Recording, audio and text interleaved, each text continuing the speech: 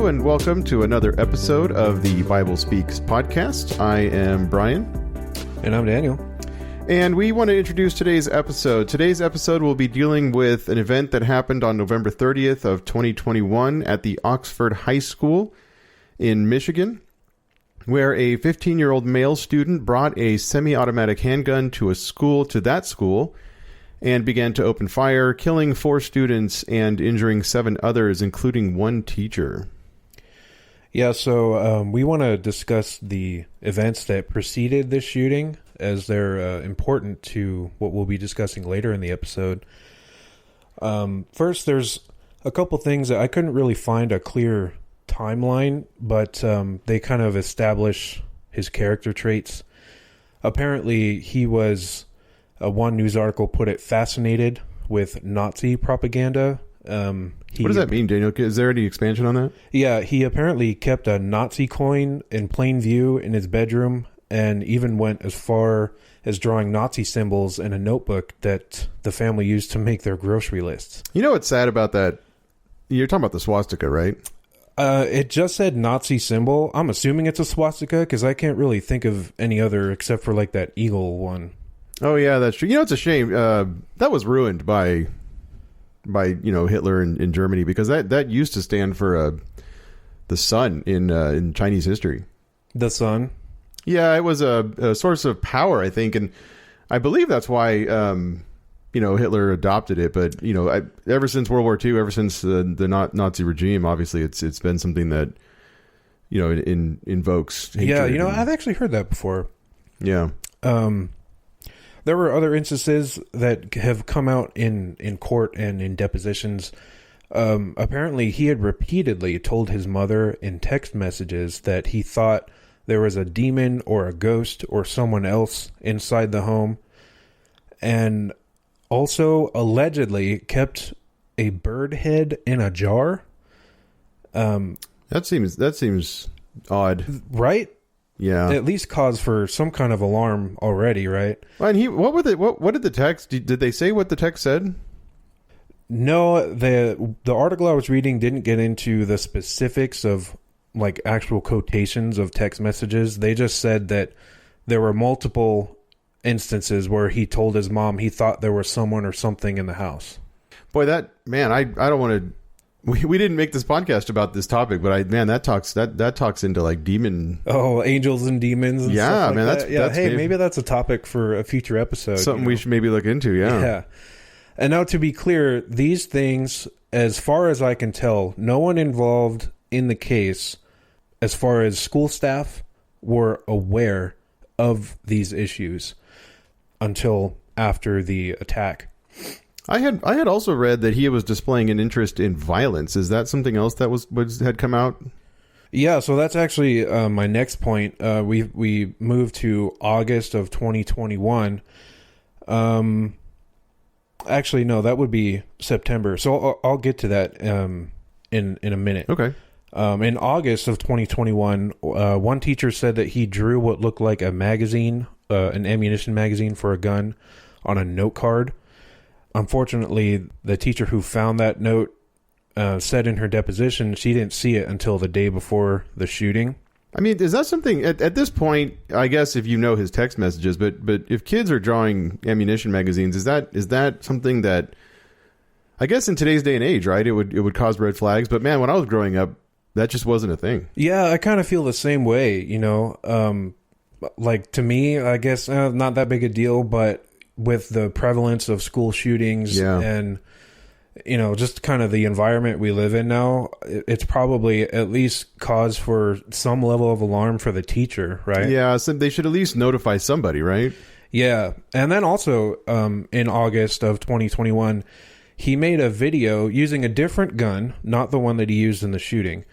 But he made a video with this other gun and told a friend of his that he sent it to in a message, number one, that he had access to the gun, and then also, I'm quoting here, "Time to shoot up the school. JK, JK, JK." Oh, wow. See, that's a huge red flag. Right? Yeah. And the fact that he even has access to guns at that point is alarming. Yes. Yeah, I would agree with that. And we'll probably talk about that more as far as securing firearms later in this episode. Yeah, good idea. It's unclear if the parents, the school, or law enforcement were ever made aware of this video before the shooting happened. What was it, on social media or something? Or did he just send it via text or whatever? I think he sent it via text. I'm not sure. He may have sent it in like a direct message on social media. Okay. The article wasn't clear about what medium he used to send the message. So not sure if everybody was aware of that. Yeah. And then, here is the evidence, or what speaks to him being interested in violence. He responded in a survey at school that, and this was all in August, that one of his favorite books was a book called Making Bombs for Hitler. I don't know anything about that book. I didn't bother to really look into it because it didn't sound like something I wanted to look into. Yeah, and we don't recommend anybody do look into that. No, we don't. And he also responded that in that survey, among his favorite TV shows were Breaking Bad and Dexter. I mean, those are popular TV shows regardless, right? They are popular, and I'm not saying that if you like these episodes, you clearly are fascinated with violence and want to commit acts of violence. But given his other proclivities, I guess it's a bit alarming. Yeah, especially if he's making videos talking about shooting up the school.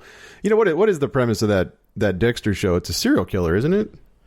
I guess so. I've never really... I think I've seen maybe one episode like years and years and years ago. I know he kills people. Yeah, I've never seen it. You know, it's interesting. This always brings up the question of what came first, right? The motives or the suggestion, right? The suggestion being the entertainment or the motives of the person watching it. You know, that's another topic we can maybe look at some other time. Yeah. Then we move on to September of 2021, about a month, maybe 6 weeks before the shooting. He wrote in a poem for his Spanish class that, quote, he feels terrible and that his family is a mistake. Now, the teacher, when she read this, or he or she, I'm not sure which one it was, the teacher sent an email asking a counselor to get in touch with him, or to touch base with him after reading this poem, but apparently the counselor never replied to that email. Oh, wow. So there was an attempt to notify, but nothing was done. Yeah, at that point. And then we get to 4 days before the shooting.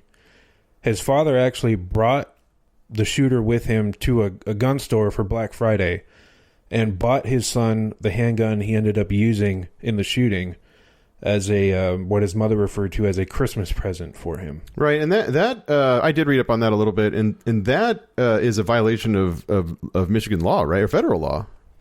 Yeah, it is a violation of federal law. According to Title 18 of the U.S. Code, a person must be at least 21 years old to own or purchase a handgun or handgun ammunition. Yeah, and so the loophole there, right, was that the dad bought it for him. Yeah, he used his son's money, but bought it as a present for him. Wow. I wonder if we don't know the answer to this, but I wonder if the dad was aware of like the video he had sent or previously. I don't know. As far as I could tell, when I was reading about that video he sent, only the friend or fellow student that he sent it to was aware. So many red flags, so many mistakes are being made already, right? Yeah. I think I want to talk about this a little bit later, but I'll go ahead and mention it here. Michigan doesn't have any sort of laws regarding secure storage of firearms. They don't yet. I think there's actually some bills on the table that are going to be voted on here pretty soon. There are, yeah, and they were drafted in response to this shooting. Wow. And I think one other one. Yeah, there was a shooting at a university in Michigan as well. Yeah, that one just happened a few weeks ago, I believe. Too many, absolutely. But the reason I bring that up is that it has come out in court proceedings that the gun was kept like in a drawer in the parents' bedroom. So not a locked drawer. Not a locked drawer. So he literally just walked in there and grabbed it, and the parents didn't even know until... This was the gun that he used in the shooting? Yeah. Interesting. Yeah. So that was 4 days before the shooting, and now we are up to the day before. One of the student's teachers saw him looking at ammunition for sale on his phone while in class. And again, the reason I bring that up is because, number one, according to federal law, Title 18 of the U.S. Code, you have to be at least 21 years old to buy handguns or their ammunition. And also in that same code, you have to be 18 years or older to buy rifles or shotguns and their ammunition. Yeah, I just want to make a point really quick before we go any further that neither you nor I are taking a position on firearms or the use or ownership of firearms at this point, right? We just see these as alarming red flags in this particular story. Yeah, I'm gonna do my best to not take one side or the other. I'm just explaining what the laws are and why this would be alarming if you were a teacher who saw this. Yeah. So the kid was 15 years old when the teacher caught him. When he committed the shooting. This was the day before. 15 years old, looking at ammunition for sale on his phone in class. That's a big red flag, right? Well, especially in conjunction with everything that's happened up to this point. Yeah. So he was not someone who was legally old enough to even buy ammunition anywhere in the country. Yeah, again, I think it has to do with the fact that it's in conjunction with everything else. Because I know people who, and even young people who are looking, at ammunition as something for hunting or for practice or whatever with their parents in a lawful way. But obviously this person was not doing that.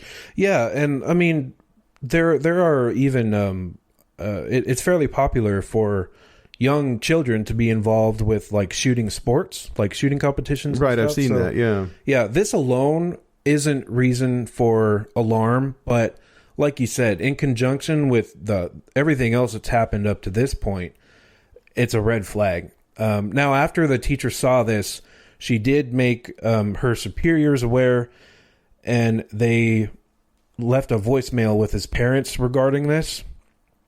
They didn't reply to the school officials to that voicemail, but his mother, however, did send her son a text message saying, quote, "LOL, I'm not mad at you. You have to learn not to get caught." Interesting. So the parents, at least at this point, both of them are complicit in what's leading up to the event. Yeah, I don't think they realized how sick their son was at this point. Yeah, and we're talking about like mental illness, not just regular physical illness. But this is, so I didn't realize that they didn't respond to the voicemail, because it was my understanding the parents did come to the school the day of. They did go to the school the day of. That was because there was a very disturbing drawing that had been discovered. That note card that I mentioned earlier. Before I get to that, though, this came out in court, so this was not known before he committed the shooting. When you say this, what are you referring to? The night before the shooting, he recorded a video in which he discussed killing students. Did he distribute that video? It doesn't appear so.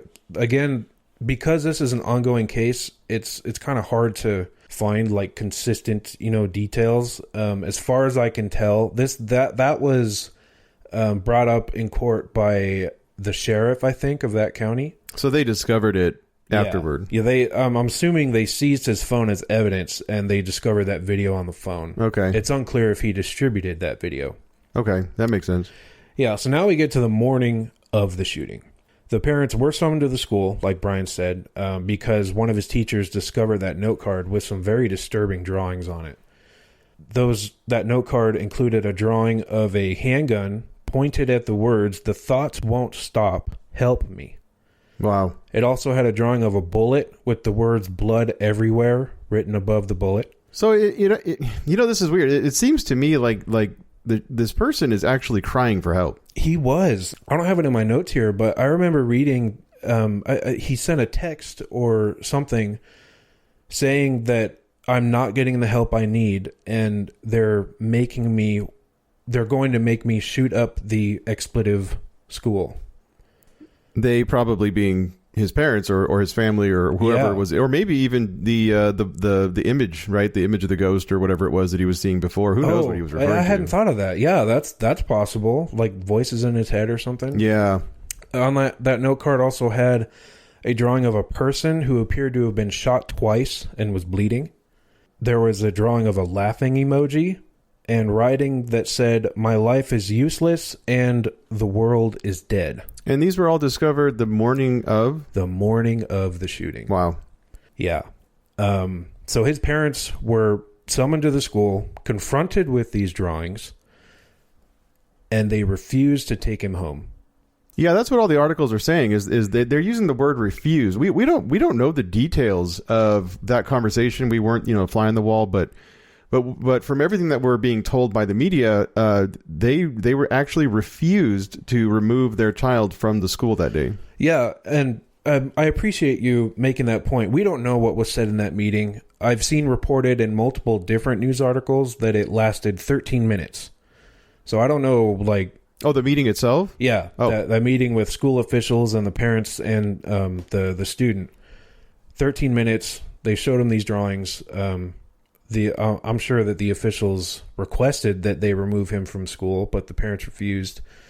And they also, they being the school officials, told the parents they needed to get him into counseling within 48 hours.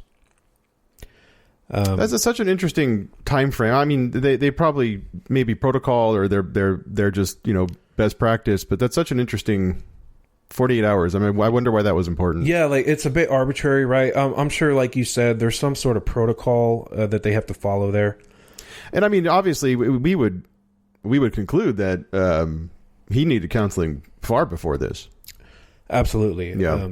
Just with the things that we've discussed so far, and then this discovery of this drawing. I mean, I don't know how you feel, Brian, but if I had a child and I discovered they made a drawing like that, I would be like, okay, get in the car. We're going to find you a counselor right now because there's something wrong, and I want to get you help. Right? Yeah. I mean, so many things have. I'll be honest. If I saw my child enjoying Nazi paraphernalia, that alone would at least open up conversations. Yeah, right. Like you'd be like, okay, look, we need to sit down and talk about what these symbols mean. Right? Yeah. What do they mean? What do they mean to you? Why are you so fascinated with them? Things like that. Yeah. Yeah, and so after this meeting, the parents refused to take him home, and he was allowed to return to class. And unbeknownst to everyone in the room, he actually had that handgun that his dad bought him 4 days earlier in his backpack with a box of bullets. Yeah, well, it seems like, nobody actually thought that he would go through with something like this, at least not the parents and the school officials. No, they didn't. And that actually is made clear in the timeline of events as far as what happened immediately following the shooting.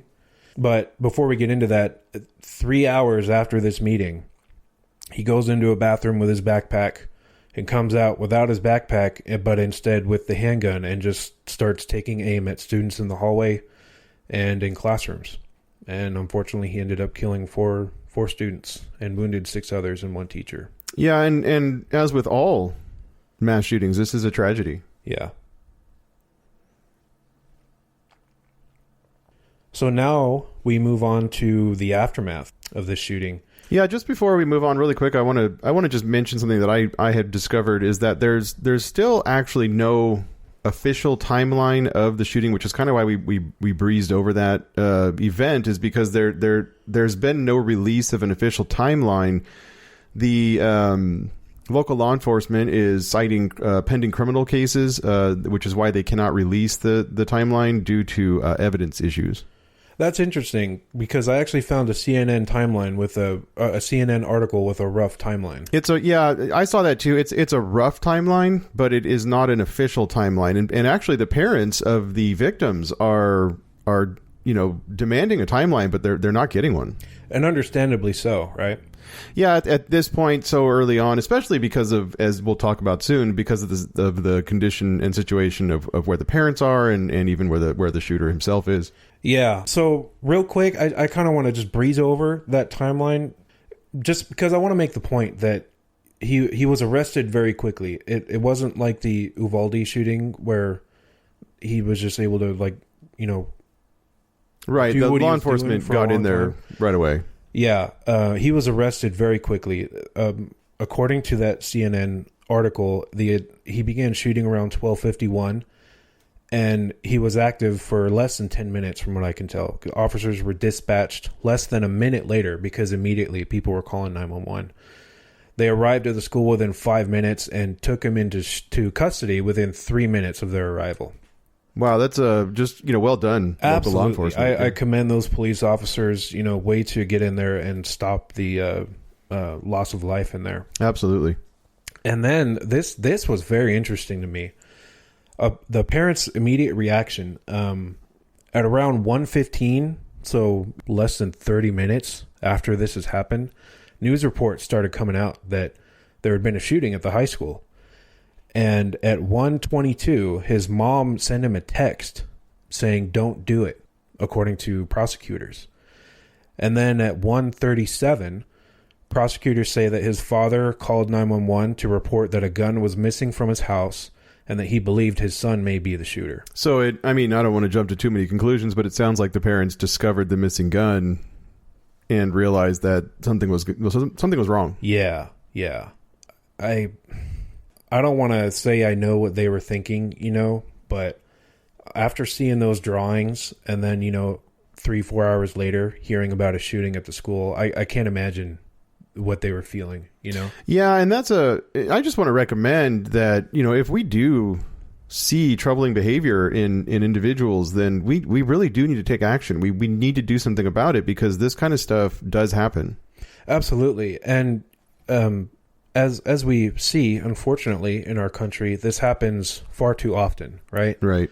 So in today's day and age, I don't know why you would not act on these things, So initially, the shooter's legal defense was pursuing an insanity plea, not guilty by reason of insanity.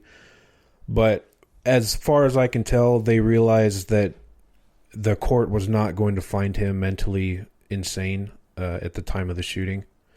And so they have since dropped that. And he ended up actually pleading guilty to all 24 charges against him last October. Yeah, and those charges included charges of terrorism and first-degree murder. Yeah, which from what I understand, this may be the first time that a school shooter has been even charged with terrorism. Yeah, it's what's termed as domestic terrorism. Yeah. And while those charges were being read, he affirmed that he, quote, knowingly, willfully, and deliberately chose to shoot other students. So he's going to be sentenced based on pleading guilty. Yeah. So yeah, he pled guilty to all 24 charges levied against him, and I'm glad this is happening. He's actually being charged as an adult in this case. Oh right, yeah, because he's 16 now, but he's being charged as an adult. Yeah. So after that, he pled guilty. A recent development is that a judge has actually ruled that the Oxford school staff are immune from civil lawsuits with regard to this case based on something called governmental immunity. Yeah, and governmental immunity is it's a complicated idea based on a lot of legalese. I noticed that too. Yeah, but I kind of tried to sum up what it means in more layman's terms. Hopefully I do a little bit of justice here, but basically an institution or the members thereof cannot be held liable for conducting a public duty to protect the general population, and in this case it would be the student population and the staff in the school. They can't be held guilty where the government institution used due care to avoid increasing harm, and that's why we've spent so much time going over the timeline and what happened. Yeah, because we need to see that the staff of the school actually did their due diligence in order to stop this from happening. They did. There was that one instance where the email was sent when he said his life meant nothing and they didn't respond. But everything else, I think they responded. They responded quickly, and they did everything that was within their power. Yeah, and unless we don't have the ability to track that email or who received it. Maybe one individual, but as I think as a collective, they certainly did their due diligence. Yeah. Yeah, and just to kind of, again, in other words, with this governmental immunity, because the school officials did do their due diligence in alerting the parents of the shooter's behavior, recommending the shooter be removed from the school, recommending the shooter be placed into counseling, they are then absolved of any further legal liability regarding the outcome, which, I don't know about you, Daniel, but I actually kind of agree with. Yeah, I agree with it too. Like I said, there was that one little instance where there appears to have been nothing done aside from an email being sent to a counselor, but every other instance, I think they acted appropriately and like the most that they were able to do. Yeah, now what about the parents? So the parents were actually charged very soon after the attack with 4 counts of manslaughter, one for each of the students who... Yeah, it's involuntary manslaughter, by the way. Yes, thank you for correcting me. Involuntary manslaughter. They've each been charged with 4 counts of involuntary manslaughter. And as of January 20th of this year, they've remained in jail. They're accused of making the gun accessible to their son, ignoring his need for mental health treatment, breaching their responsibility by refusing to remove him from the school that day. They've both pled not guilty. And if they're convicted, which it kind of seems like the judge feels very strongly that they should be, they face 15 years in prison and a $7,500 fine for each count that they're found guilty of. Yeah, and just to expand a little bit more on their charges, they're being charged with involuntary manslaughter due to something called gross negligence. And was that the actual charge? Yeah, that's the legalese. What is gross negligence? It is a lack of care that demonstrates reckless disregard for the safety or of lives of others, which is so great that it appears to be a conscious violation of other people's rights to safety. And again, this goes back to the parents' non-actions in regards to this case. So they're pleading non-guilty. I'm guessing that their plea is because they're claiming they just were unaware. But it's hard to argue that they're unaware when there's so much evidence that, they had so many red flags, they had so many warning signs. And so gross negligence is the charge behind the involuntary manslaughter. Yeah, I agree with you, Brian. It's actually come out. The parents have an appeal. They're appealing this charge. And it actually came out in that appeal that basically the reason why they don't think that they are guilty of involuntary manslaughter is that they were not the ones who planned the shooting or pulled the trigger. That's their legal defense. Right, which is why that gross negligence is so important to the charge. And their appeal is actually, I don't know if you read into this, but their appeal is actually because the Supreme Court of Michigan has intervened. Oh, I didn't know the Supreme Court had gotten involved. Yeah, so the Oakland County Circuit Court, which is the judge that did determine that there was probable cause that a crime was committed by the parents, that was actually intervened by the Supreme Court. And because of that intervention, it has moved up to the appellate court. So, wow. Just to kind of, if our listeners don't know the legal system in our country, there's basically three sets of courts in each state, and that is the circuit court, the appellate court, and the Supreme Court, and they do go in that order from bottom to top. So it's made its way all the way up to the highest court in the state at this point. Yeah, in the state. The next step would obviously be in the land, which would be the Supreme Court of the United States. I don't think it'll actually get that far. But I just kind of want to talk about what is probable cause, because that is what the appellate court is trying to determine right now. And so probable cause in layman's terms is when a person or persons have good reason to believe a crime has been or will be committed and thus need to take action to prevent that crime.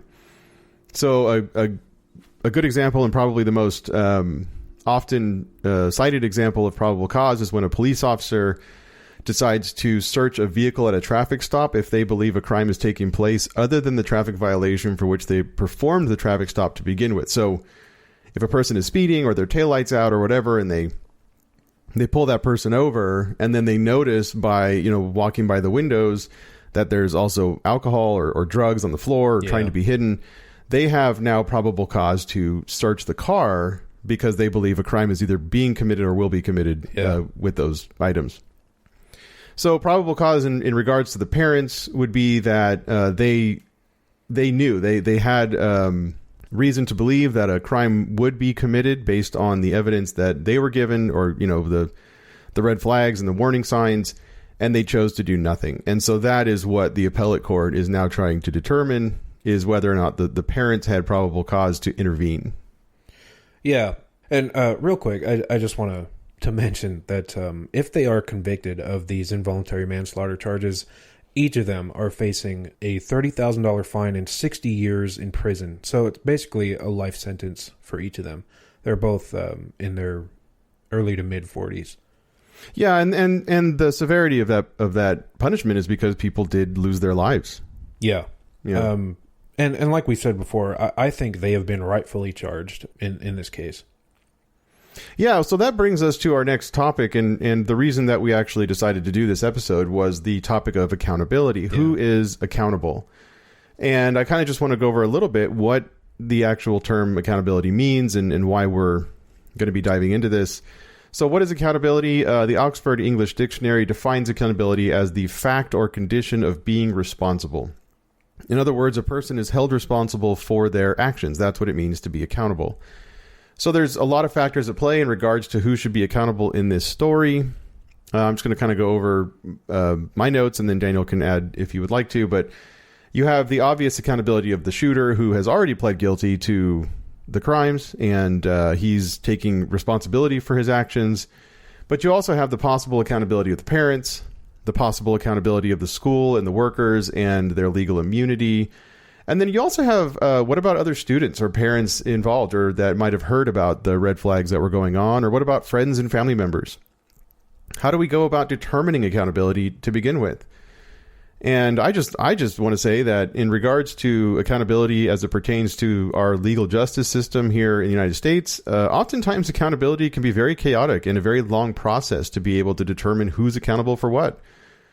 But, and you know, the purpose of our podcast is to figure out, what does the Bible say about accountability? And so, are there clear lines of accountability when it comes to being a Christian?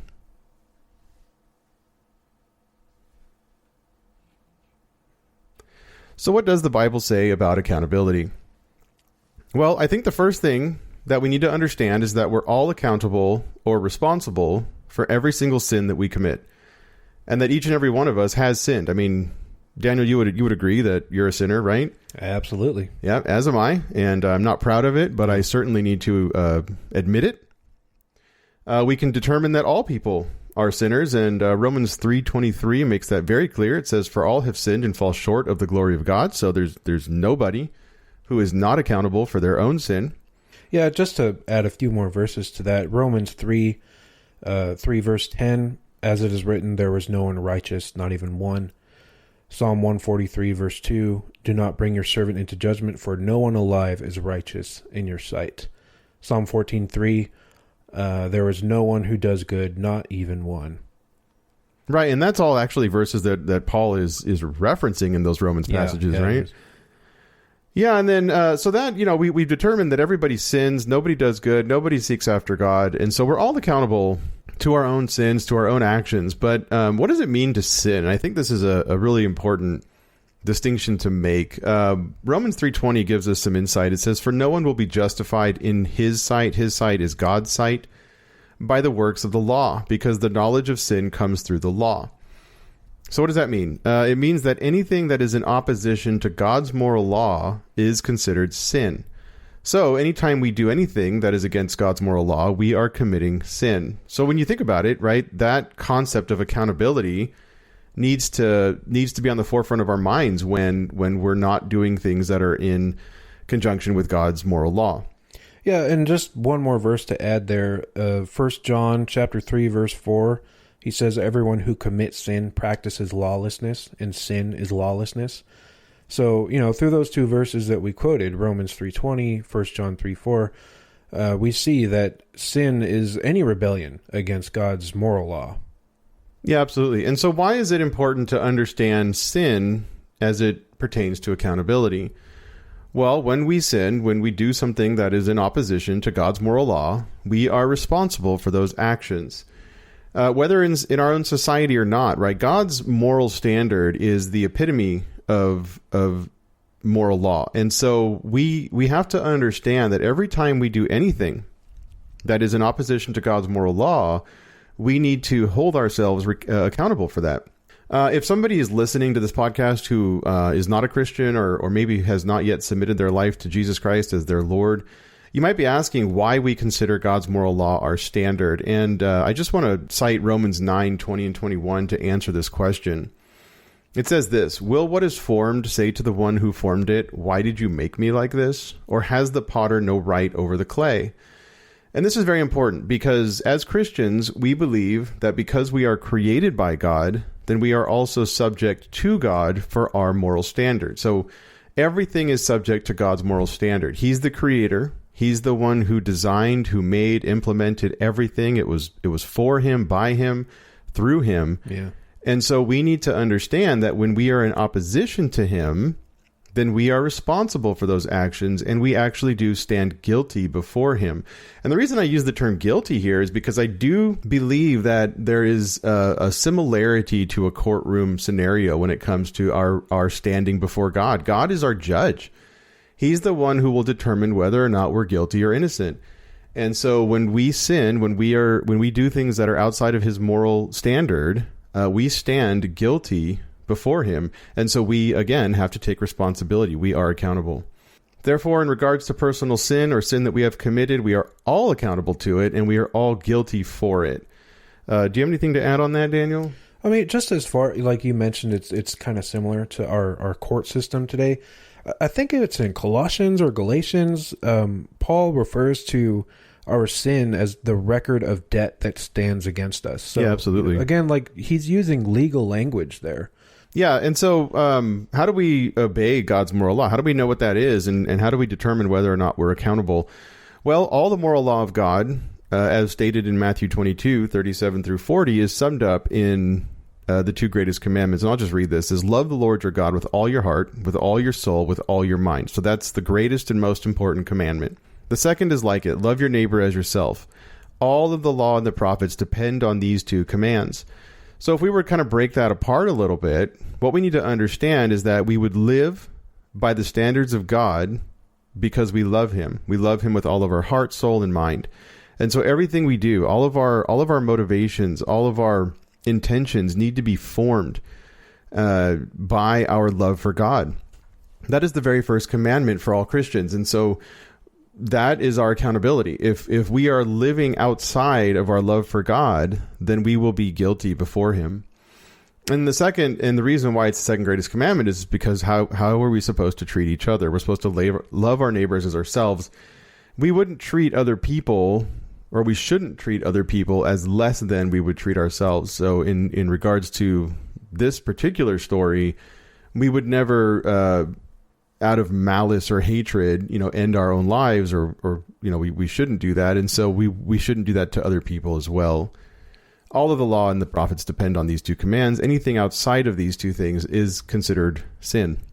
Yeah, and just to add a little bit to how we should go about loving others, Paul actually says in Galatians 6, verse 1 and 2, brothers and sisters, if someone is overtaken in any wrongdoing, you who are spiritual, restore such a person with a gentle spirit.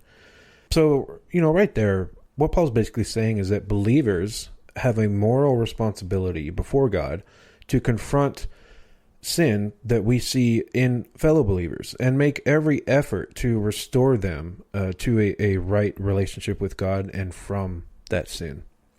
Absolutely.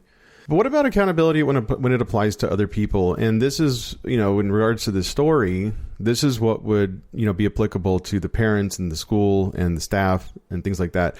So what about accountability when it applies to other people? Leviticus 5:1 does shed some light on this subject, and it says this: if he has seen, and this is just any individual, if he has seen, heard, or known about something that he has witnessed and did not respond to a public call to testify, he will bear his iniquity. In other words, if we witness sinful behavior, or even behavior that could lead to sin, and we are called to bear witness to that behavior, and we do not act, or if we lie about it, that action on our part is considered sin before God. It is the sin of bearing false witness, the 9th commandment.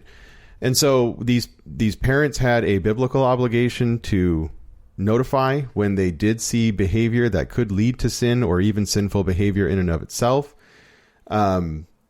the school, again, same thing. All these people would be under this same standard of being called to testify, being called to bear witness about actions or events or red flags or warning signs about a sin that may occur or is occurring, and they have a moral obligation to respond to these things. So as Christians, we are under this moral obligation, and we should be responding to these things.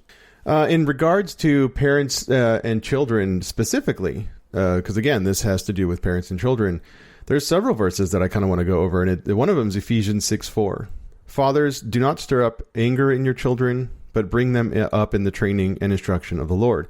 So it's the responsibility of Christian parents to train them up in the ways of the Lord, which means that we also need to be aware of things that are in opposition to God. Now, I don't want to get too far into this, or even very far into this, but again, if we have a child who is experiencing spiritual warfare, as I believe this person probably was, then it's our obligation as parents to then raise them in the ways of the Lord, find out what's going on, help them figure that out, maybe even pray against it.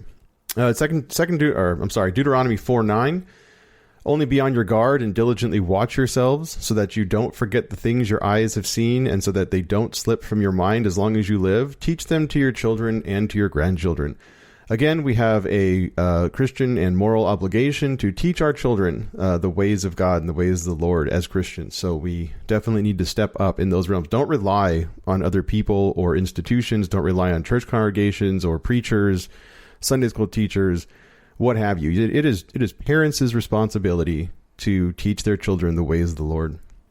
And then just one more verse to talk about in regards to family and relatives is 1 Timothy 5:8. But if anyone does not provide for his family, especially for his own household, he has denied the faith and is worse than an unbeliever.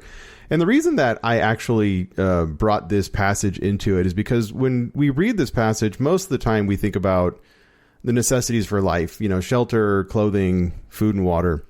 But I want to say that I believe this can actually be expanded to mental health and health in general.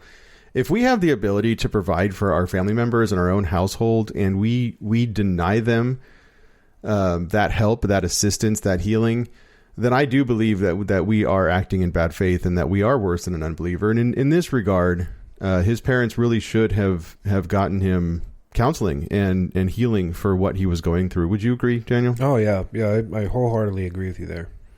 Yeah, so again, parents to children, family or relatives, just in general, in concern with accountability, these are all things that I believe the Bible is clear on, and that I do believe are topics that we can relate to this story.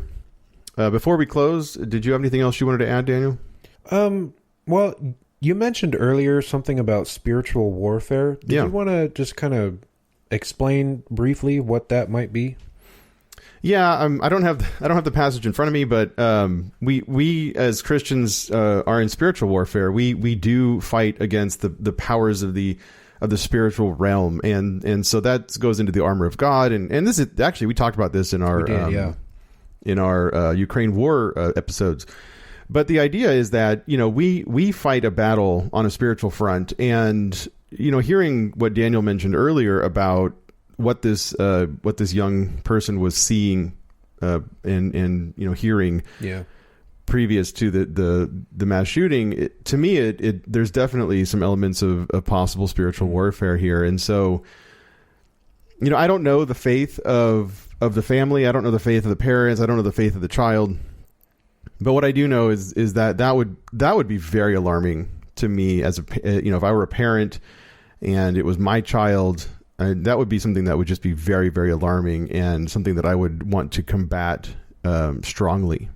Yeah, I agree with you. We don't know the hearts of any of the people involved with this attack with regard to their faith in God, but man, everything that happened preceding the shooting, kind of understanding the state of mind that this kid was in, it's very clear that he was a very mentally disturbed individual, and he needed help, and he wasn't getting it.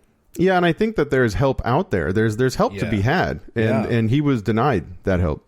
Especially, I know we keep saying this, but in today's world, it is I don't think it's very difficult to get mental health counseling. Especially if you have these red flags. I mean, this is something that we're hypersensitive to in our society right now. Yeah. So there's definitely options out there. There's school resources. I mean, there's all kinds of things. So anyway, in conclusion, just to kind of recap the episode and the biblical truths in regards to the episode, in regards to the shooter, he violated the sixth commandment: do not murder. His guilty plea is a correct plea, and regardless of whether or not he's a Christian, he is doing the right thing here, because he did commit a crime and he violated the sixth commandment. I do want to say really quick, because it does sound like we're kind of being judgy, and I don't want to be judgy. What I will say is that these statements in regards to biblical responses really do apply to Christians. And since we don't know the spiritual condition of any of the parties involved, this is a episode on how Christians should respond to these events. Yeah, and like you mentioned earlier, Brian, according to Romans 9, this is the reason why we believe God's moral law is the standard and why we live by it. Because we're Christians, we don't see any other way fit to live by other than God's moral law. Right. So just to kind of continue on, in regards to the school and staff, they did fulfill the obligation of Leviticus 5:1, and they did notify the parents of the shooter's behavior. Biblically, they are not accountable for the shooter's actions. They did their due diligence. Yeah, I agree with you there. And then in regards to the parents, not only are they in violation of Leviticus 5:1, since they took no action in regards to their child's behavior, they are also biblically accountable for not raising their child in the ways of the Lord. And again, this is not to say that we want to be judgy or judge them for that. We just want to say that if we are Christians, if you're listening right now and you're a Christian, then you do have a responsibility to raise your child in the way of the Lord. And then lastly, they did not provide for their child the necessary mental health resources required to heal their son in the way that he needed. And so to me, they are also accountable in regards to 1 Timothy 5:8. Yeah, there's one other person or persons. I mentioned that video that he sent to at least one person where, he said he had access to a gun and said it's time to shoot up the school, JK. I think that person should have at least said something. I'm unable to verify if they notified anyone prior to the shooting of that text or not. I want to make that very clear. But I would say if anyone does find themselves in that situation and they're a fellow student, at a minimum, you should tell your parents about what this person sent you, and then your parents can take that to the school board and you can let the authorities deal with it appropriately.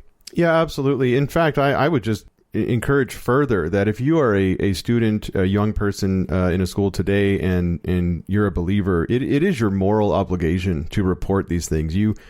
You would be in violation of biblical text. And so I just want to encourage you to notify whoever needs to be notified. And not only for the moral obligation, but also just because, you want to try to save lives if you can. Absolutely. I would hate to feel like, I had some sort of responsibility if I didn't say anything. Yeah. So even if you're not a believer and you're a high school student or a young person today, do it for the sake of everybody around you.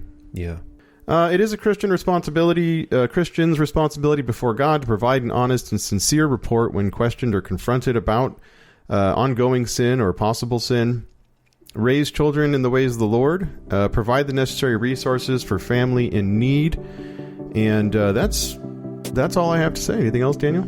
No, I think that's going to do it for this episode. So, as always, Brian and I thank you, each of you, for listening to this episode of the Bible Speaks podcast. Please feel free to send us suggestions for news stories to the Bible Speaks podcast at gmail.com. And if you could leave reviews, share the episodes, and subscribe to the podcast, we would greatly appreciate it. Again, we thank you all for listening, and we'll see you next time. See you next time.